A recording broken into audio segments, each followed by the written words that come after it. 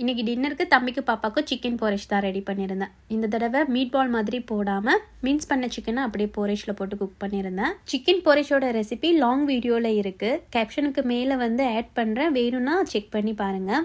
எங்களுக்கு புதுசாக ஒரு ரெசிபி ட்ரை பண்ணியிருந்தேன். High protein cabbage chicken roll. இது ரொம்ப நாளாக சேவ் பண்ணி வச்சது, இன்றைக்கி தான் செஞ்சுருந்தேன். சிக்கன் நல்லா மின்ஸ் பண்ணி வச்சுட்டு அது கூடயே நல்லா ஃபைனாக சாப் பண்ணி வச்சுருக்க கார்லிக் ஜிஞ்சர்லாம் சேர்த்துட்டு நிறைய ஒயிட் பெப்பர், அதுக்கப்புறம் light soya sauce, sesame oil, oyster sauce, கொஞ்சமாக உப்பு, ஸ்ப்ரிங் ஆனியன் இது எல்லாமே போட்டு நல்லா மிக்ஸ் பண்ணி ஃபில்லிங் ரெடி பண்ணி வச்சுட்டேன். இதுக்கு மெயினாக இந்த சைனீஸ் கேபேஜ் தான் யூஸ் பண்ணியிருந்தாங்க.